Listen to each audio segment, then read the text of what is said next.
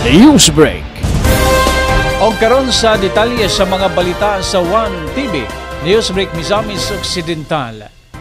Bagong Fire Marshal sa Osamis may courtesy call sa City Council. Mabungahon kayo ang pagbisita sa grupo sa bagong City Fire Marshal sa Osamis, Fire Chief Inspector Lloyd M. Villaruya, atol sa pagpahimulos nini sa People's Hour sa ulahing regular session sa Osamis City Council Nobyembre 3. Gumikan kay gawas nga mainiton kining gi-welcome o giabi-abi sa mga sakop sa konsiho, mas mitaas pa ang moral nini gumikan sa nagpadayong suporta sa asin sa Osamis Administration.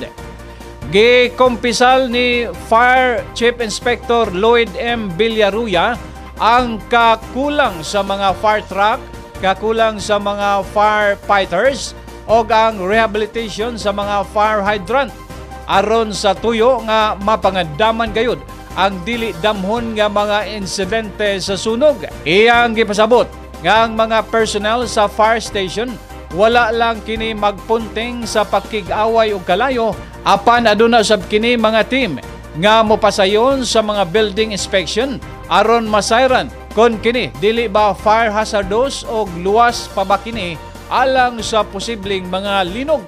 Gipasalig ni City Fire Marshal Fire Chief Inspector Lloyd M. Villaruya nga musumitar ang iyang buhatan og papel nga nakalatid ang gikinahanglan sa ahensya ngadto sa buhatan ni Mayor Sam Norman G. Puentes sumala sa mando sa konsiho. Gipahibalo usab ni Majority Floor Leader Attorney Mars Tapayan ang bagong City Fire Marshal nga sukad sa pagserbisyo sa asin sa Osamis Administration niadtong 2019.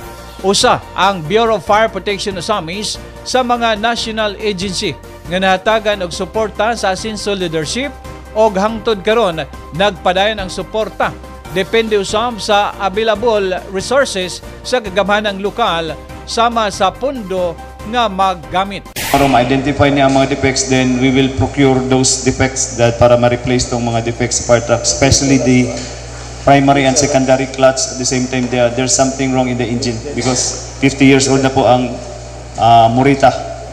And then the other one is yung brake niya, sir. Ang tanker, medyo problema gid ang brake. Yun ang dalawa lang po ang so far unserviceable, but the three is serviceable as of right now. The new Isuzu and the two Jack and the sir. Kumusta imong personnel, sir? Eksakto ra ba or kulang imong personnel? Actually, sir, based on the organizational structure, the ideal number of personnel is lacking pagit sa, sir. Hopefully sana madagdagan pa because based on population ratio, we need more firefighters because we have a program, the OLP, the Oplan Ligtas na Pamayanan, that we are going to check or evaluate those communities, especially informal settlers, that if possible, may mga bumbero sa community, sir. Yun ang mga problema natin sa 51 barangays. We need one fireman to check. So kanya yung responsibility that every barangay kailangan ng bumbero sa barangay. So hopefully, sir, we can come up with that. Yun ang mga kulang po namin. At saka fire safety inspectors in all the establishments. The City Council will always be supportive of our fire department here in Osamis City. In fact, for the past 6 years, from our first term on 2019 until now, our city mayors, then Mayor Ando, and then Mayor Indy, now congressmen of the province, are supporting the BEP as we have done before. Sir, I would just like to ask you to continue your advocacy to help the people of Osamis City, especially in our calamities and in case of fire.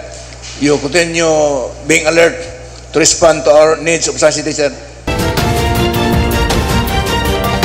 One TV Newsbreak.